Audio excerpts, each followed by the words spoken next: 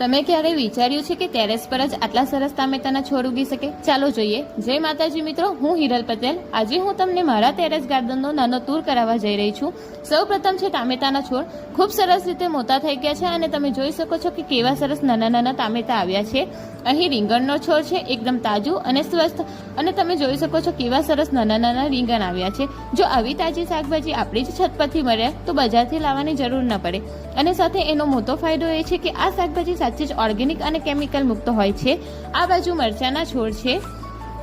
ઘરમાં ઉગાડેલા મરચાનો સ્વાદ તો જુદો જ હોય છે. બજારના મરચા કેટલીવાર કેમિકલ વાળા હોઈ શકે, પણ આપણા આ મરચા એકદમ ઓર્ગેનિક અને સ્વાસ્થ્ય માટે સ્વસ્થ હોય છે. આ છે પાનની વેલ. હવે જોઈએ મારા ઇન્ડોર પ્લાન્ટ્સ, જે ઘરનું વાતાવરણ તાજગીભર્યું રાખે છે. આ છે ફૂલોના છોડ. રંગબેરંગી ફૂલોએ મારા ટેરેસ ગાર્ડનને ખૂબ સુંદર બનાવી દીધું છે.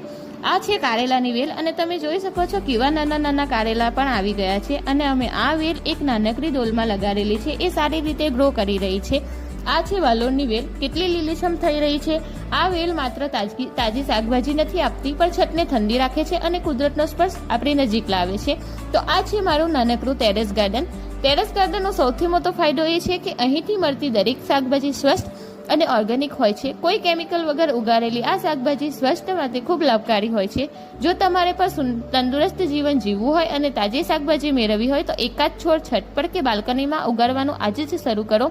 મારું ટેરેસ ગાર્ડન કેવું લાગ્યું તે કોમેન્ટમાં જરૂર લખજો. આ વિડીયો ગમ્યો હોય તો લાઇક, શેર અને ચેનલને સબસ્ક્રાઈબ